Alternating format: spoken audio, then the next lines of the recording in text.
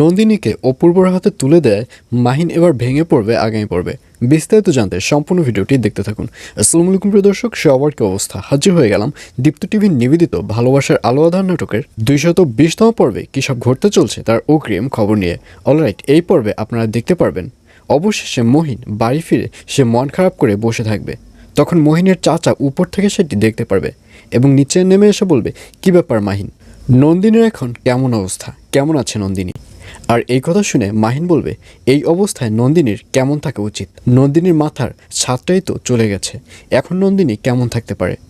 আর এই কথা শুনে এবার মাহিনের চাচা বলবে, হ্যাঁ আমি বুঝতে পারছি কেমন থাকতে পারে, কারণ নন্দিনীর উপরের ছায়া হয়ে যে ছিল সে তো চলে গেছে। তবে বাবা, তুমি এবার নন্দিনীর উপরের ছায়া হয়ে থাকতে পারো না? আর এই কথা শুনে মাহিনকে দেখা যাবে সে উঠে দাঁড়াবে এবং উঠে দাঁড়িয়ে সব কিছু তার চাচাকে শেয়ার করবে। মাহিন বলবে, নন্দিনীর মামি মারা যাওয়ার আগে নন্দিনীকে অপূর্বর হাতে তুলে দিয়েছে, আর আমাকে বলছো আমি নন্দিনীর মাথার ছাদ হয়ে থাকবো?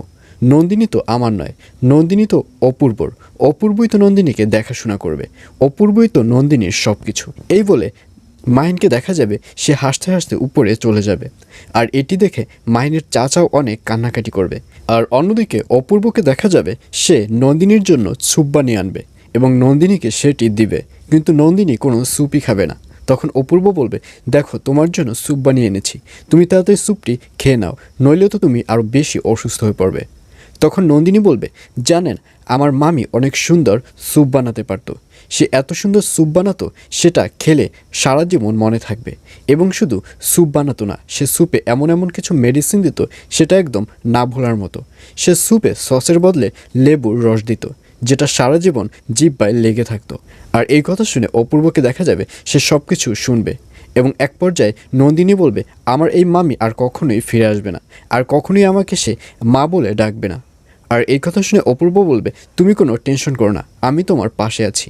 আর এই কথা শুনে নন্দিনী রেগে যাবে। নন্দিনী বলবে, আপনি কি বলতে চাচ্ছেন? আপনি আমার মামির জায়গা দখল করতে যাচ্ছেন? তখন অপূর্ব বলবে, না নন্দিনী, আমি সেভাবে কথাটি বলিনি।